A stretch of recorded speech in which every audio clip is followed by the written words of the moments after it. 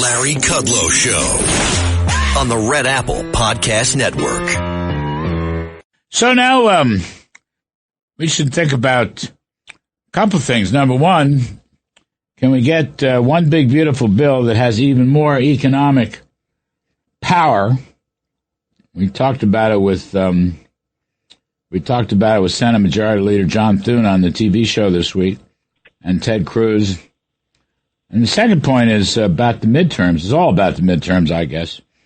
Does America back Trump in the war? I believe it will. I believe it's going to be one of the big sleeper issues, is how well, once this thing's over, and we're coming down the home stretch, the most wonderful thing is we'll get rid of the worst, most gruesome regime since the Nazis of the 1930s and 40s. That remains my view. We're on the right track. There'll be bumps on the road, but we're on the right track. Almost a Trumpian miracle. And that's what the stock market's been telling us, among other things. Anyway, let's bring in our two great guests. The great Steve Forbes, dear friend, chairman, editor-in-chief of Forbes Media. And Steve's latest book is Inflation, What It Is, Why It's Bad, and How to Fix It. And John McLaughlin, pollster extraordinaire, CEO of McLaughlin and Associates. Gentlemen, thank you for doing this. Appreciate it. John, I didn't read it, but your poll suggests that the voters are indeed backing Mr. Trump on the Iranian war.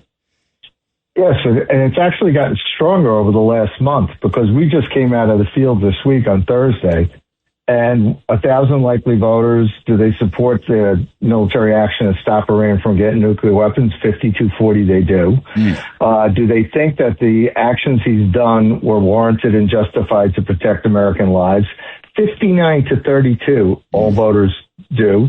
And do they agree or disagree that Mr. Trump needs to finish the job? 60-30 they do. So public opinion is with him. And by the way, the big thing about that is 79% is April 1st address that you certainly encouraged, where he addressed the nation.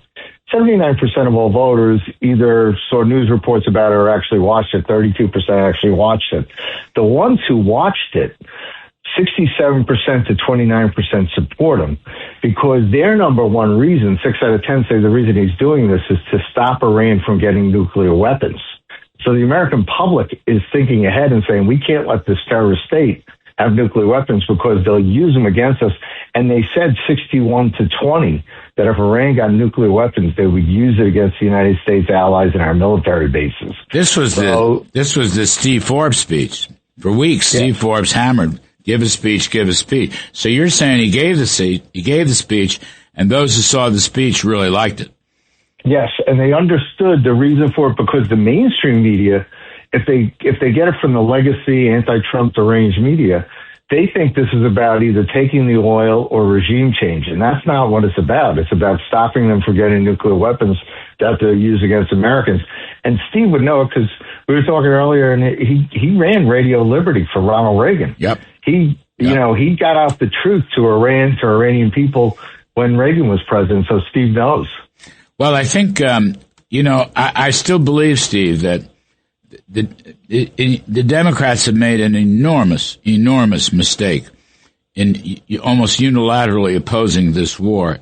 And it really isn't about Trump's per se. This was the point. I'll go back to David Boies' op-ed piece, famous defense lawyer in the Wall Street Journal.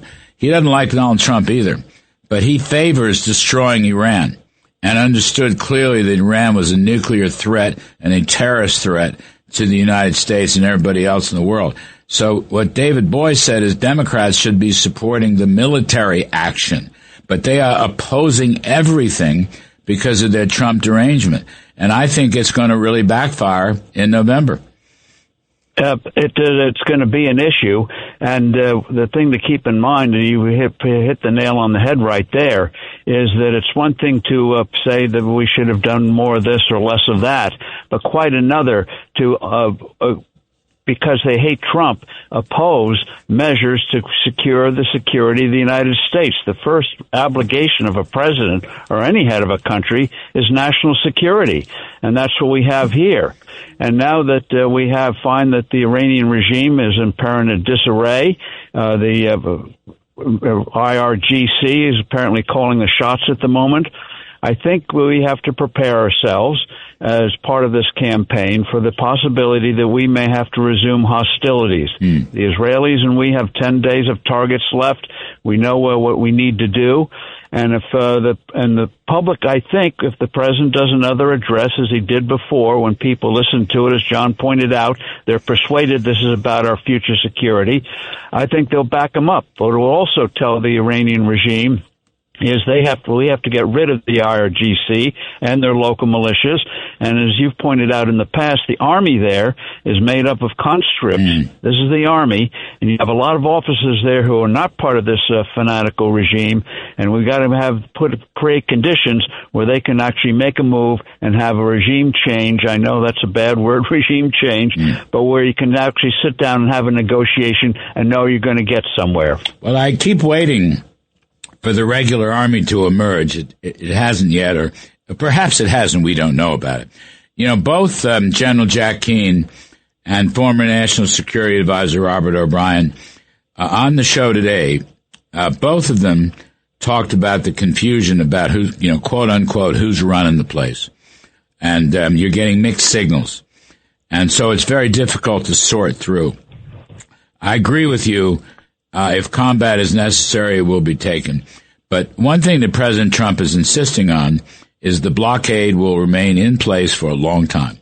And I just think that's key. And that's absolutely essential. Right. And the other thing, we've discussed this before, he should announce, is that Saudi Arabia and others are going to go forward with new pipeline projects that will bypass the Strait of Hormuz. They've got a couple already, but within a few months, maybe 12 months, even with some Iranian missiles perhaps hitting them from time to time, they can create pipelines where most of the oil that now moves through the Strait of Hormuz can go through these pipelines, and therefore that will tell Iran your days of having any kind of chokehold is over.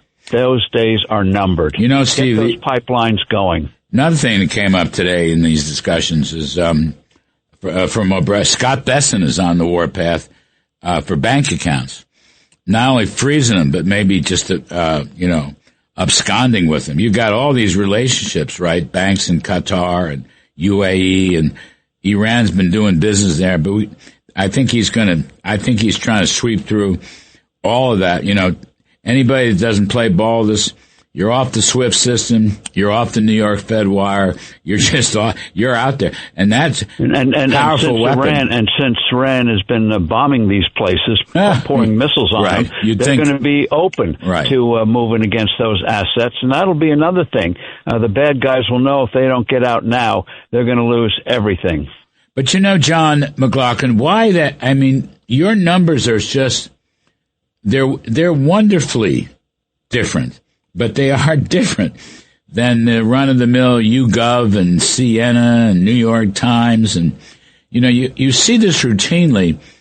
The Wall Street Journal, which I look at the front page in the morning, and they'll always say, polls show how unpopular this war is, that kind of thing. And you're saying it's just not true.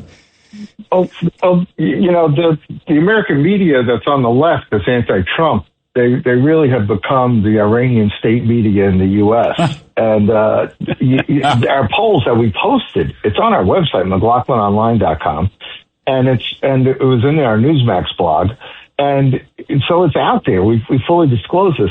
I mean, in the same poll I'm talking to you about, where there's this public support for President Trump for what he's doing in Iran.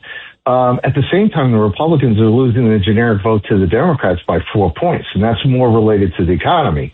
But on Iran, the public sees it, and Trump addressed them directly, because the Iranians, the problem we got with there's two types of Iranian terrorists we're dealing with: those who are lying and those who are going to lie. And what we ought to do is, we've seen it here in America, when President Trump addresses the public directly, the American people get it, and he did an exceptional job with the speech that you and Steve both encouraged him to do. But what he should do is, we live in an information age where the media is fragmented and the governments really can't control this stuff, but they try. He should open the internet in Iran, and he ought to speak directly to the Iranian people to let them know what's going on. How do you do? You need Starlink. You need Starlink, right? Yeah, but do it and allow the information to get there. By the way, our polls, the polls you were talking about, the fake media polls, they poll adults, not all registered voters, not even likely voters, and they also underpoll Trump voters. That YouGov Economist poll is constantly. The people who say they voted for Trump in 2024, where we got 50% of the popular vote, they constantly have it like 35, 36%. And now the midterm elections in the U.S. will be a function of turning out Trump voters. There were 156 million voters who voted in 2024. Trump got 77 million. But who are these adults? They're polling adults. I don't understand the word adult. What does that mean? Could be anybody.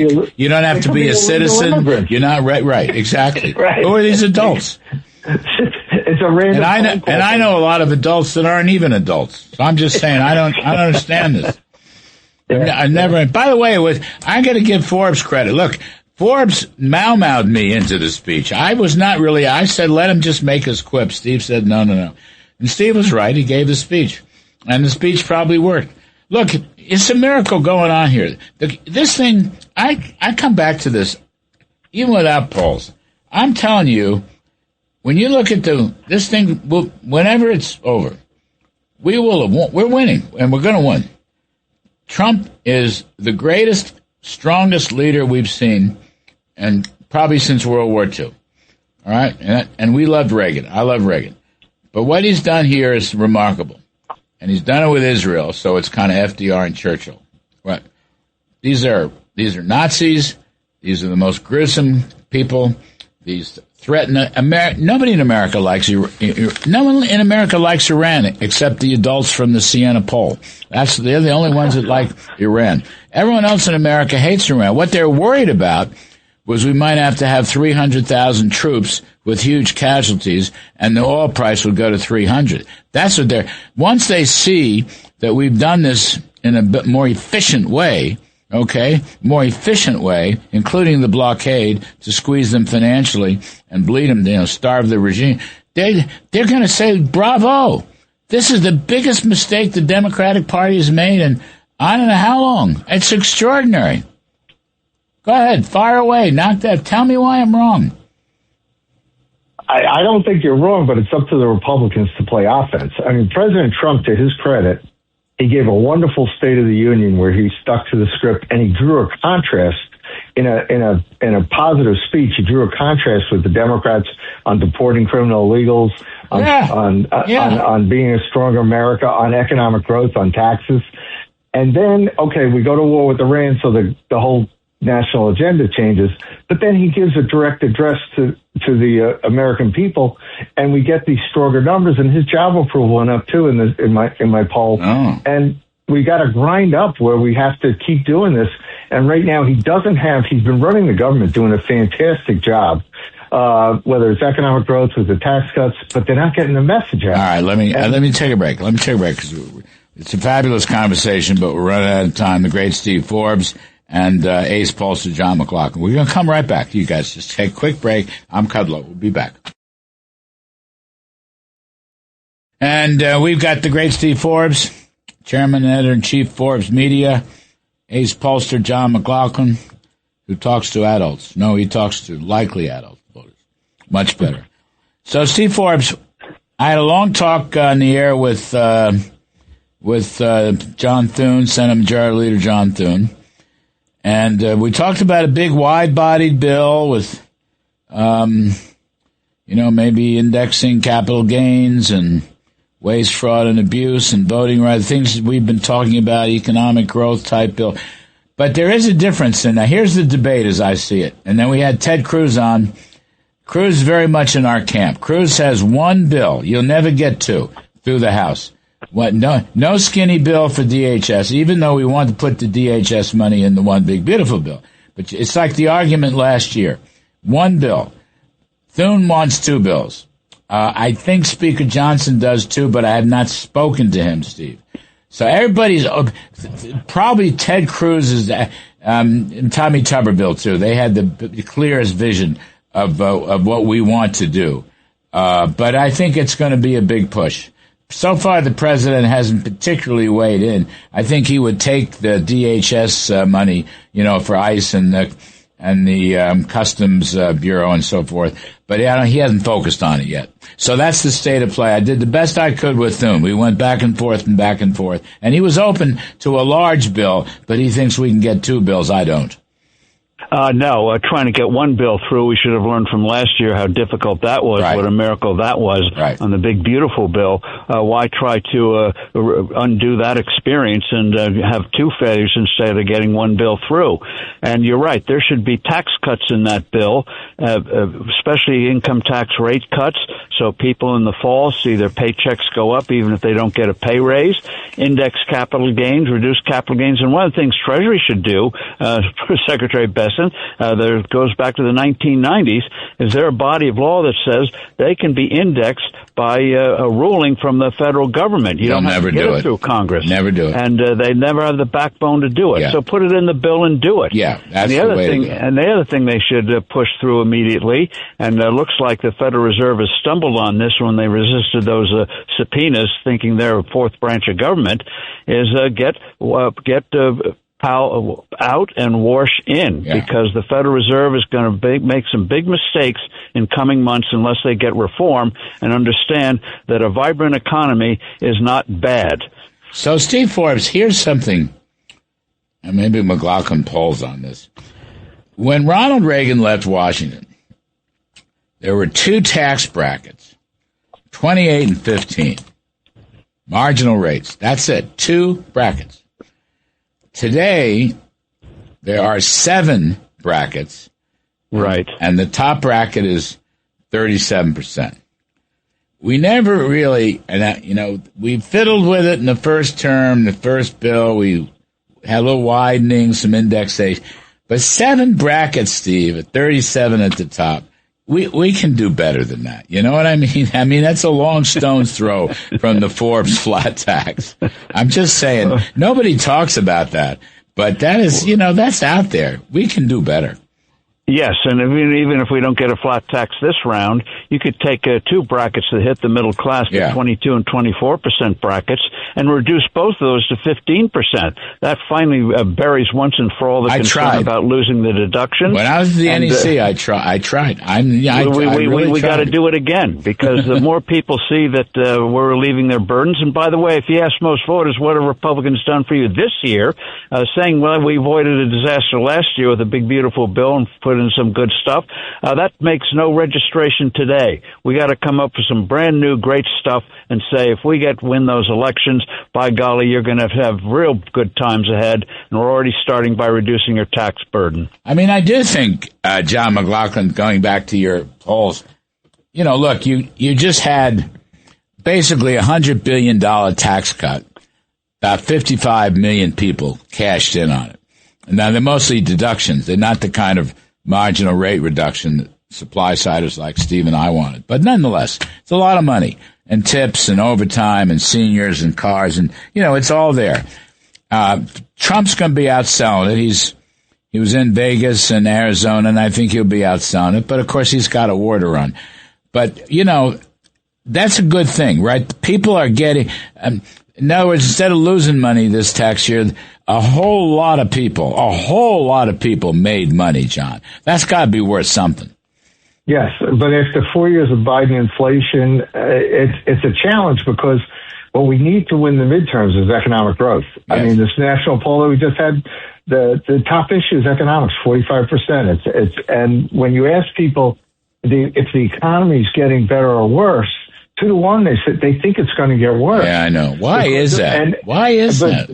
Because they're being sold by the media that it's going to get worse. And also, when they were getting their taxes done, they could see they got refunds.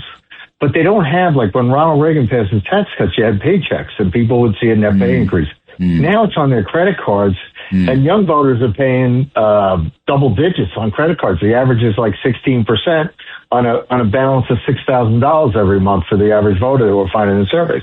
So the good thing is, if they are told the truth about the Trump tax cuts, then they think the economy is getting better, 57%. We need to do that. It's a big and a Steve Forbes. Thank you very, very much, as always. John McLaughlin, thank you. Listeners, terrific stuff. Hope you stayed for it. I'm Kudlow. We'll be back next weekend. God bless everybody. Thanks for listening to The Larry Kudlow Show. You can hear The Larry Kudlow Show Saturday mornings at 10. If you like the podcast, share it with your friends and listen anytime at WABCRadio.com and download the WABC Radio app. Hit that subscribe button on all major podcast platforms. Plus, follow WABC on social on Instagram, TikTok, Facebook, and X. See you next time for a new episode so you never have to wonder. What the heck is going on here?